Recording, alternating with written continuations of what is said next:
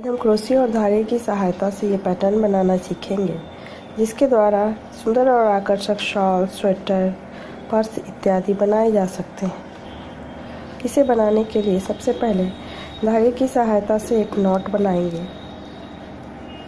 और इसमें हम 14 चेन बुनेंगे। इस प्रकार से आप वीडियो में देख सकते हैं।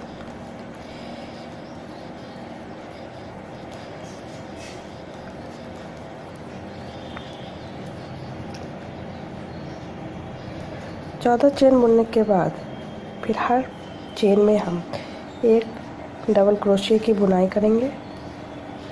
ये हमारी पहली पंक्ति होगी। पूरा पैटर्न बनाने के लिए हमें 4 पंक्तियों की बुनाई करनी होगी। इस प्रकार से बुनते हुए हमारा ये पहली पंक्ति की बुनाई पूरी हो जाएगी। फिर दूसरी पंक्ति में हम सबसे पहले एक डबल क्रोशिया बुनेंगे, फिर एक चेन बुनेंगे और एक चेन नीचे छोड़ते हुए 4 डबल क्रोशिया की बुनाई करेंगे।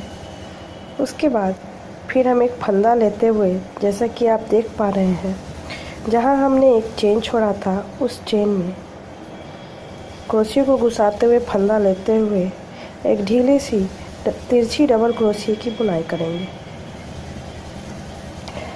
आप देख सकते हैं इस प्रकार से। इस बुनाई करने के बाद हम एक चेन लेंगे और फिर नीचे एक चेन छोड़ते हुए 4 डबल क्रोशिया बुनेंगे इस प्रकार से।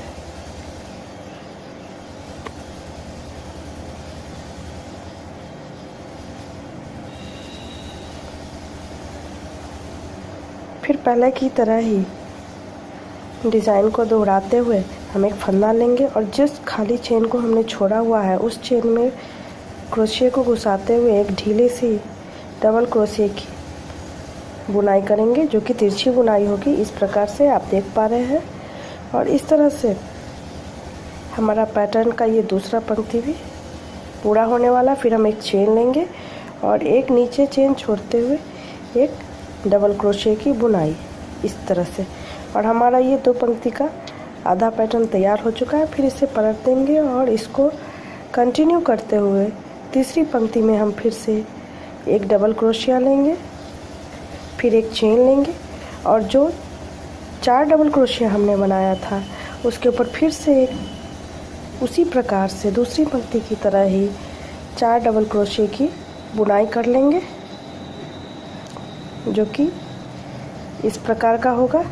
आप देख पा रहे हैं। फिर इसे हम आगे की ओर पलट लेंगे और जिस प्रकार हमने दूसरी पंक्ति में खाली छोड़े हुए चेन में से एक तिरछी डबल क्रोशिया की बुनाई की थी, उसी प्रकार हम फिर से दोहराएंगे एक ढीली सी तिरछी इस प्रकार से डबल क्रोशिया की बुनाई करते हुए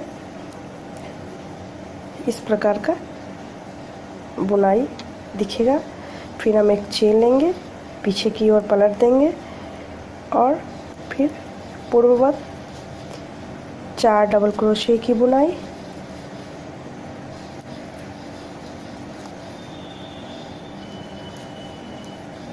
फिर इसे आगे की ओर पलट लेंगे और जो खाली छोड़ा हुआ चेन है उसके अंदर फंदा डालते हुए एक तिरछी ढीली सी डबल क्रोशिया की बुनाई इस प्रकार।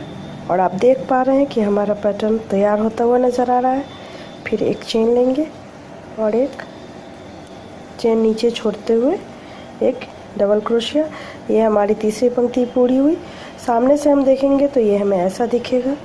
चौथी पंक्ति में हम पहली पंक्ति की तरह ही 14 चेन में 14 डबल क्रोशिया की बुनाई करेंगे। इस प्रकार हम देख पा रहे हैं कि 4 पंक्तियों के इस पैटर्न में इस प्रकार का डिज़ाइन तैयार हो जा रहा है, जिसे कि हम कई तरह के चीज़ें बना सकते हैं। इस प्रकार से आप देख सकते हैं कि हमने इसी पैटर्न को दोहराते हुए एक प्यारा सा आकर्षक हाफ स्वेटर बनाया है।